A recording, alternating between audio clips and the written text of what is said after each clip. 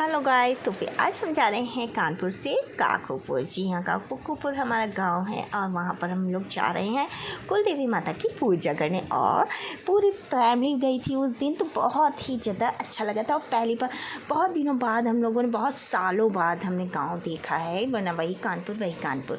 तो फिर ये व्लॉग मेरा गाँव का है। और इधर ऑटोज़ मिलते हैं, बट हम लोगों ने ऑटो नहीं लिए थे, हम लोग पैदल गए थे, क्योंकि कई पेड़ों के पास हम लोग को बहुत सारी सेल्फी लेनी थी और बहुत सारी फ़ोटोज़। तो फिर कोई नेचर के पास वाली फ़ोटोज़ ना आनंददायक होती।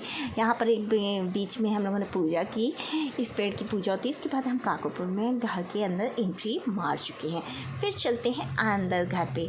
तो ये घर है हमारे चाचा जी का। तो फिर यहाँ पर आधा मकान तो सब पक्के हैं, आजकल गांव में गांव जैसा मिलता का है, मगर पीछे की एक रसोई बना रखी है और थोड़ा सा कच्चा रखा है। तो वहाँ पर कच्ची रसोई इस दिन बनती है, तो फिर वो बन रही थी। और धानी इतनी एक्साइटेड थी, पहली बार तो कच्चा घर दिख रही थी, इतना ठंडा भी लग रहा था वहाँ पर ना।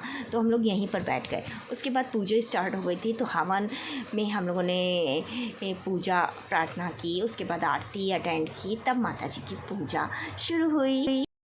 हवन और पूजा आरती ये सब अटेंड करने के बाद इतना आनंद मिलता है, सच में मन को बहुत शांति मिलती। लगता है बस पूरा दिन पूजा होती रहे और मैं उसका हिस्सा बनी रहूं। तो माता रानी की सब पर कृपा होगी। अगर सच्चे मन से आप माता जी से कुछ भी मांगते हैं तो माता जी ज़रूर पूरी करती हैं। कुलदेवी माता, मेन कुलदेवी माता की हमने नहीं डाली तस्वीर, क्योंकि वो नहीं दिखाई जाती, अपनी अपनी होती हैं।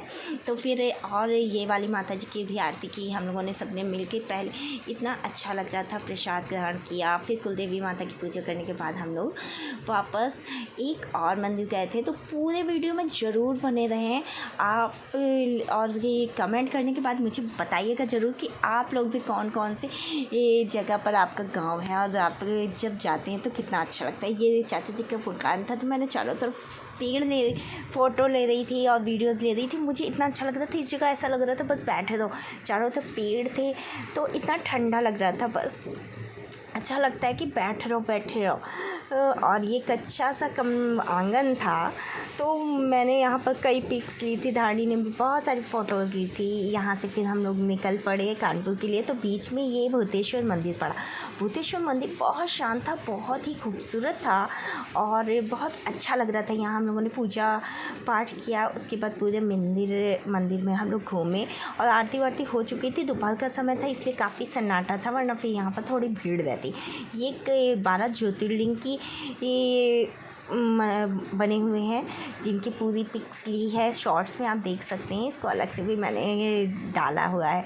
उसके बाद इधर भी छोटे छोटे मंदिर बने थे और बहुत शांत था। सबसे पहली बात है, यहाँ पर इतनी शांति लग रही थी, इतना अच्छा लग रहा था ना कि लग रहा था बस पूरे मंदिर में टहलते रहे, घूमते रहे, अपनी फ़ोटो लेते रहे, चुपचाप शांत होकर बैठ जाएँ और बस पूरे मंदिर को देखते रहे। ये धानी के पापा जी तो सेवा भाव में लग गए थे, झाड़ू लगाने में लग गए थे यहाँ पर, और हम लोगों को और कोई सेवा नहीं मिली, क्योंकि यहाँ पर और सब काम तो हो चुका था।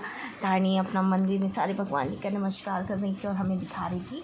फिर हम लोगों ने यहाँ सब देखने के बाद यहाँ पर भंडारा चल रहा था, भंडारा ग्रहण किया और बहुत सारे बंदर थे। तो फिर उनको चाल पीने को था, तो सच्ची में मैं हैंड पाइप चलाया, वो बहुत आराम से पी भी रहा था।